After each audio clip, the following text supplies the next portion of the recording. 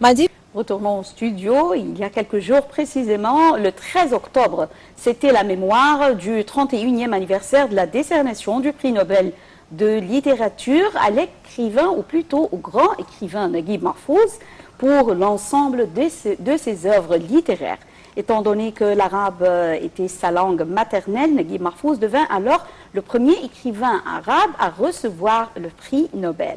Et nous avons le plaisir d'avoir avec nous aujourd'hui Madame la journaliste Na'amatallah Hussein qui va nous jeter la lumière sur Naguib Mahfouz.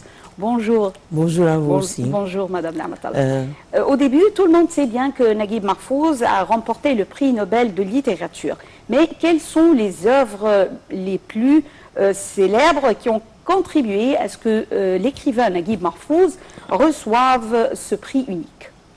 Je crois bien qu'ils ont fait attention à un chef-d'œuvre de lui, Aoulat Haritna, qui n'a jamais eu l'autorisation d'être publié en Égypte, que depuis quelques années, quand Dar el-Hilal a fait une deuxième ou une première édition populaire. La première, c'était au Liban, c'était imprimé au Liban. Ils ont dit que c'est pour cela, pour cet roman Aoulat Haritna, et puis aussi sur Zoa el-Mada, et puis pour la trilogie Soukariya Asr Chou,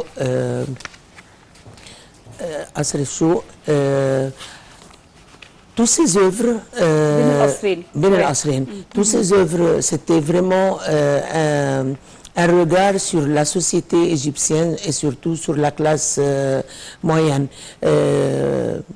Quand je parle de Zoa el-Mada, par exemple, le cinéma mexicain a pris cet roman et ça a été fait. Non, ça n'a pas été traduit. Elle est devenue un film. Oui. Un film que Salma Hayek a joué le rôle de Shadja. Alors la réputation de Naguib Mahfouz et de tous ses œuvres et tout ça lui ont mérité qu'il reçoive le prix Nobel. Je ne crois pas qu'aucun écrivain arabe a pu être à la hauteur de, malgré qu'il y a pas mal des écrivains qui sont bien, mais personne n'a été à la hauteur pour s'exprimer de sa peuple et de son pays comme Naguib Mahfouz. Et puisqu'on parle de Zoa el-Mada, pourquoi, à votre avis, cet attachement de tous les lecteurs de Naguib Mahfouz à cette œuvre précisément, Zoa el-Mada? Je crois bien que Zoa el-Mada, même si la petite rue, ça ressemble à l'Égypte dans un moment, avec tous les gens qui habitaient, qui présentaient des différentes catégories du peuple égyptien, leurs ambitions, leurs dépressions, leur envie de sortir, d'améliorer leur vie. Et puis il y avait la lutte et le combat des Anglais dans ce temps-là par des gens du Zoé. Et comment, malgré tout ce qu'elle a fait, comment elle s'appelait, Shadja, tout ce qu'elle a fait pour sortir de ce Zoé-là, elle est retournée même après sa mort à la fin. Le film a été changé, la fin du film c'était différemment changé du roman parce que c'était Abbas qui est mort. Mais pour le cinéma, c'était plutôt la vedette qui est morte. Shadja, c'était un symbole de la fille pauvre du Zoé qui voulait sortir, voir la vie et tout ça, et comment elle a été attirée par un, si on peut dire le mot juste, je sais pas le mot, Jougolo, qu'il a pris, elle l'a travaillé dans un cabaret, elle a vu le monde, elle a cru que ça c'est le vrai monde, mais c'était faux. Et ça reste toujours le Zoé, c'était, si on peut comparer vraiment le Zoé à l'Égypte, c'est la grande mer, ou la mer qui Tahtawi, qui qui contient qui plusieurs... contient, tous les habitants, tous les gens, c'est un symbole de l'Égypte. Le Zohar, c'est le symbole de l'Égypte. Passons à une autre œuvre du grand écrivain Naguib Mahfouz, Fafara Fawqa Nil ou Rumeur Nil. C'est un tournant important, on peut dire, dans l'histoire de l'écrivain Naguib Mahfouz, beaucoup estimant que ce roman reflète fortement l'écart vers lequel se dirigeait la société à travers les différentes personnalités représentant la société. Commentez, s'il vous plaît. Pour moi, ce qui était très important dans ce roman-là, et puis qui a été aussi prise par le cinéma dans un film, c'est que il y avait une grande différence entre les intellectuels et le peuple. Les intellectuels, ils ont fait une grande distance entre ce qui se passe. Ils ont resté seulement entre les cigarettes, Se réunir chaque soirée, oui. Ils font tout, et ils discutent beaucoup et ils parlent, ils n'ont rien à parler, fumer, à discuter, mais seulement parler, pas un seul effet pour être sur terre. Oui, oui. Et ça montrait vraiment un certain moment où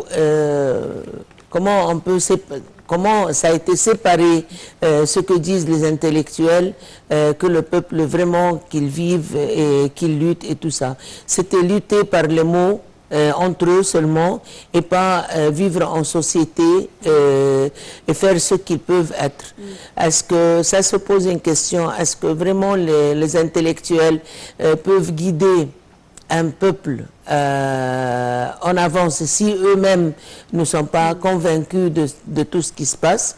Est-ce que c'est permis pour l'intellectuel d'être plus dépressive qu'une personne ordinaire, parce qu'il calcule, lui, il calcule plus? Beaucoup de questions Naguib Mahfouz a posées à travers les différentes personnalités de son roman. Est-ce que vous voyez que Naguib Mahfouz voulait dire que ces intellectuels étaient à cause de l'Naksa, ou plutôt le revers, c'était à cause de ces personnes qui pouvaient beaucoup aider mieux l'Égypte? Je n'ai pas bien compris. Je voulais dire que vous voyez que Naguib Mahfouz, par ce roman, voulait dire que les élites du peuple égyptien étaient la cause de la défaite pendant la guerre de 1967? Non, ils n'ont pas été la cause. Il n'a pas voulu dire ça. Est-ce qu'ils ont contribué à la défaite? Mais il a dit qu'il y a une grande différence entre leur vie, leur façon de vivre et ce que vraiment le pays a besoin. Et qu'ils ont été très loin de ce qui se passe. Il faut, par exemple, comme on dit en Bourgaïgui, ils répandaient des théories. Oui. Et la théorie ne fait pas toujours ni la victoire, ni pousse en avant. C'est très bien de faire des théories, mais il faut vivre en réalité. Et lui, c'était un écrivain réaliste. Et aussi, c'était quelqu'un qui vivait dans la théorie, même s'il critique ces gens-là, il critique lui-même.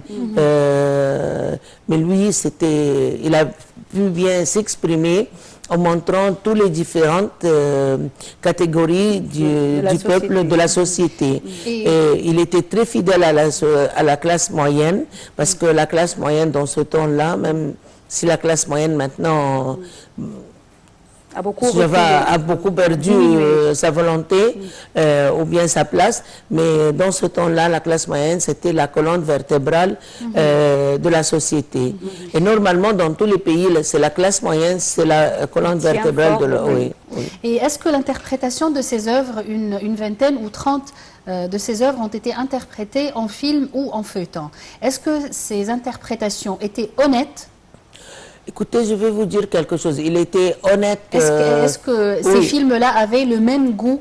Oui, oui. Du La bouquin? plupart de ces films-là, ils ont été très honnêtes. Mais il faut dire qu'entre le roman et le film, même s'il y a...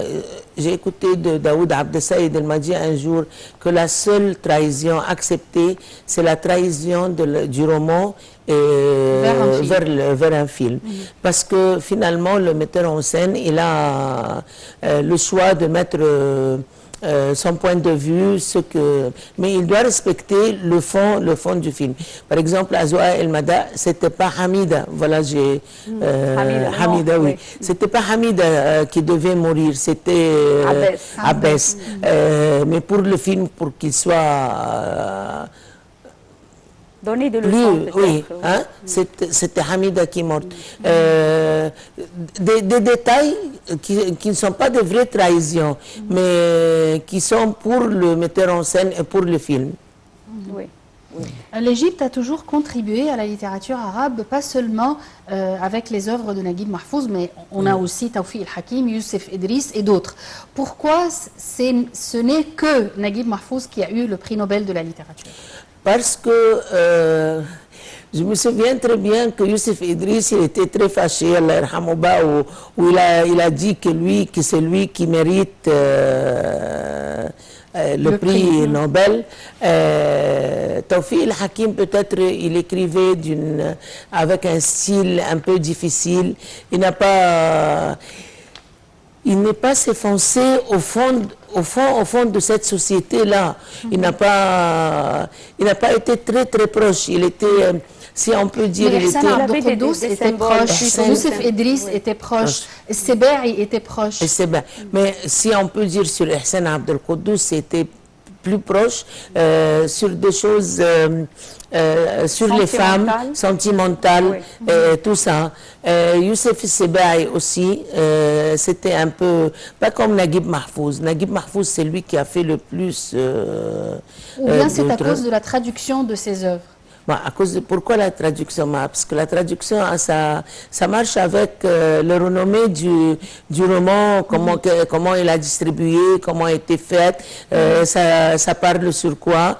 Alors, tous les romans de Naguib Mahfouz, ils ont été traduits, et tous ces romans-là, ils tenaient un problème, soit la lutte contre les Anglais, la lutte contre la pauvreté, la lutte contre les classes sociales. Ça présentait toutes les catégories.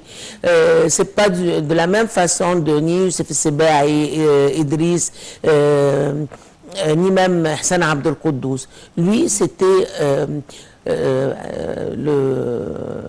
il reflétait la rue, l'histoire, l'histoire de l'Égypte, quartier par quartier, avec les détails. Oui, à travers ces romans, vous pouvez, comme si c'était un livre d'histoire, vous pouvez savoir comment ça a été, par exemple, même les prix surtout la trilogie.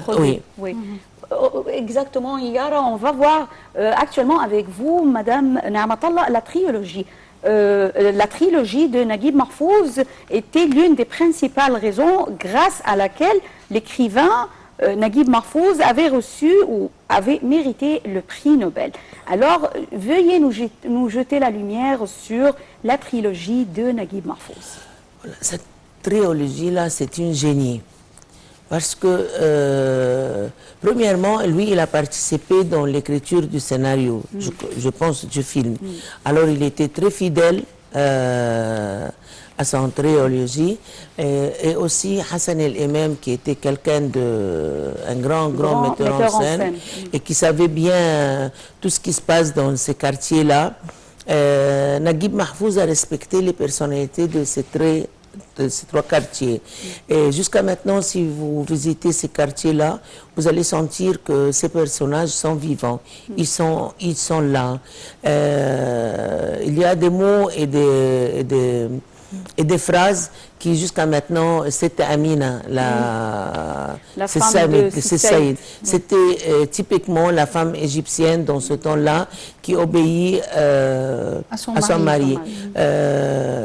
Son fils pas son fils, son fils, Madame Ibrahim. Abdelmenem Ibrahim. Oui. Elle n'était pas sa mère, Oui. mais elle l'a élevé comme ses enfants. Il n'y avait pas du tout de différence. Oui.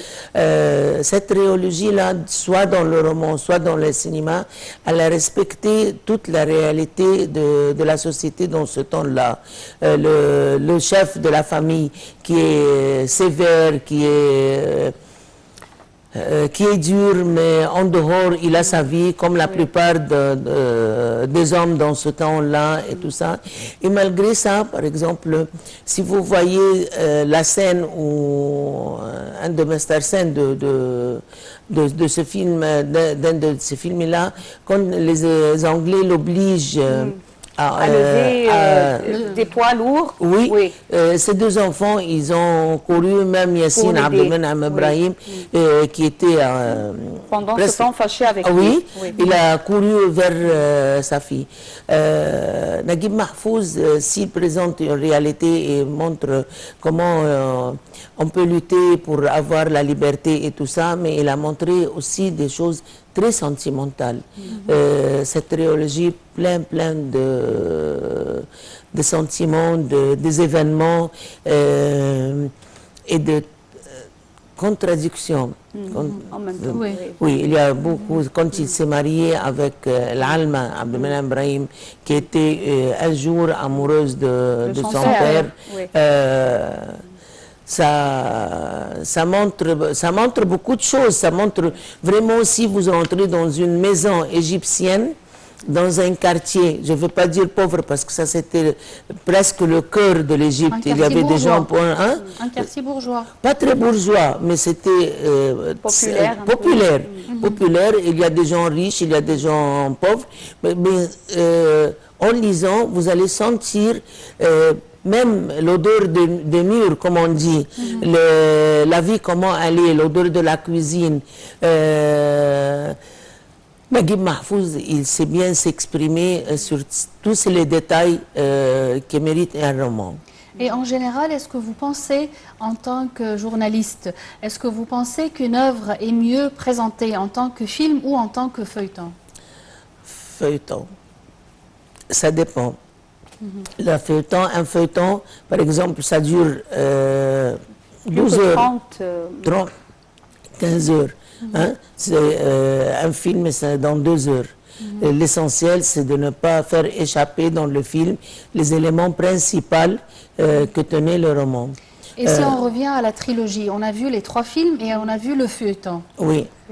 Moi, je préfère les 3 films. Personnellement, c'était... Parce que, je vais vous dire pourquoi aussi, parce qu'il ne faut pas oublier les grands acteurs qui ont travaillé dans ces films. Avec mon grand respect pour les acteurs qui ont fait le feuilleton, mais ça reste tout le temps, par exemple, la personnalité de Saïd Abdelgawad, c'est collé à Yahya Chahine, c'est Amina, Gamalat Zaïd. Même en regardant un feuilleton, vous faites tout le temps la comparaison entre les deux. Ils ont bien joué le feuilleton, mais c'était toujours le gagnant. Les personnalités, oui. Retournons au roman Oulad Haritna ou Les fils de notre quartier, qui était un des romans les plus célèbres du grand écrivain Naguib Mahfouz, et qui a été interprété comme feuilleton. Alors, concernant la littérature égyptienne, quelle est l'importance de ce roman et de quoi s'agit-il? C'était en feuilleton, pas dans la télévision, à la radio. Oui. Parce que, je ne sais pas, à la radio ou à la radio. Oui. Parce que le livre même, il n'a pas jamais, jusqu'à maintenant, il n'a pas une permission d'être imprimé, même si ça a été imprimé. C'est un livre un peu philosophie qui, Naguib Mahfouz, il a eu le courage de toucher la justice d'Allah, il tenait la vie de certains prophètes et tout ça. Et même il y a des gens qui ont dit qu'il était kafir. priait pas Dieu du tout. Oui, qui ne sait Comment pas. il a pu oser traiter ce sujet. C'est ça l'importance de cette Aoulat Haritna. Quel était son message en écrivant cette œuvre? Selon vous, de quoi il pensait? Quel était son message en écrivant cette œuvre artistique? Elle pensait que même dans la vie, et ça c'est vrai, sans toucher au Dieu, qu'il n'y avait pas de justice parfois, et que il y a des gens qui n'ont pas de chance dans la vie, il y a d'autres qui sont à travers leur nom, leur pouvoir, Santé. leur nom, leur pouvoir, ils peuvent jouer au destin des autres. Des autres. Oui. Oui. Madame Niamatallah Hussein, merci pour vos éclaircissements concernant Naguib Mahfouz, le prix Nobel et les œuvres de Naguib Mahfouz. Merci Gigi d'être avec nous Merci à toi, aujourd'hui. Yara. Merci à toi, mesdames et messieurs. Nous arrivons à la fin. Vous, très bonne journée. Nous arrivons à la fin de cette émission de notre programme quotidien Bonjour l'Égypte. Rendez-vous demain avec une autre équipe. Merci, très bonne journée. Au revoir.